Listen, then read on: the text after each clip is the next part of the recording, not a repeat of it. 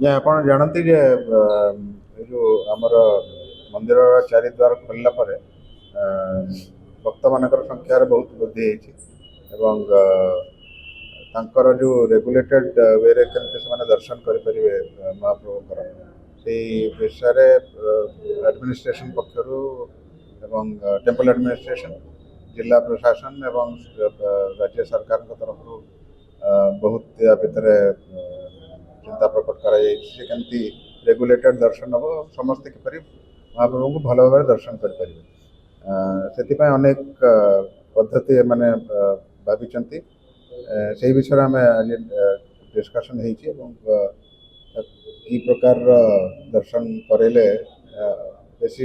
ଅଳ୍ପ ସମୟ ଭିତରେ ବେଶୀ ଶ୍ରଦ୍ଧାଳୁ କେମିତି ପ୍ରଭୁଙ୍କ ଦର୍ଶନ କରିପାରିବେ ସେ ବିଷୟରେ ଆମେ ଚିନ୍ତା ବ୍ୟକ୍ତ କଲୁ ଏବଂ ତାକୁ କିପରି କାର୍ଯ୍ୟକାରୀ ହେବ ସେ ବିଷୟରେ ମଧ୍ୟ ଆଲୋଚନା ହେଲା ଏବଂ ଖୁବ୍ ଶୀଘ୍ର ତା ଉପରେ ନିର୍ଣ୍ଣୟ ନିଆଯିବ ଏବଂ ଆପଣ ଜାଣନ୍ତି ଯେ ଏଇଟା ଏମିତି ସିଧାସଳଖ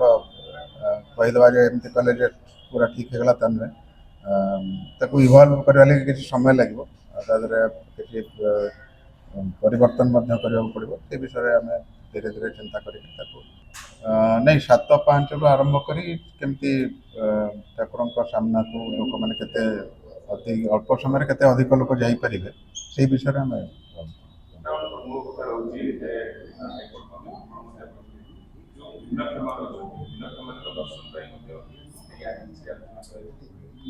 ହଁ ନିଶ୍ଚିତ ଭାବରେ ଭିନ୍ନକ୍ଷମ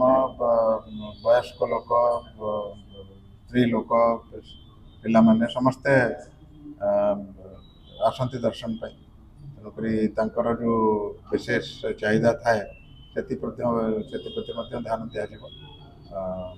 ତେଣୁ ସବୁ ବିଷୟରେ ଆମେ ଆଲୋଚନା କୋଉଟା କହିଲେ ହୁଣ୍ଡି ସ୍ଥାନାନ୍ତର ଗୋଟେ ପ୍ରକ୍ରିୟା ଅଛି ସେ ପ୍ରକ୍ରିୟା ଆରମ୍ଭ ହେବ ମ୍ୟାନେଜିଂ କମିଟି ନୂଆ ଗଠନ ହେଲା ପରେ ତେଣୁକରି ମୁଁ ଭାବୁଛି ମ୍ୟାନେଜିଂ କମିଟି ଖୁବ୍ ଶୀଘ୍ର ଚୟନ କରାଯିବ ସେଇଟା ହେଲା ପରେ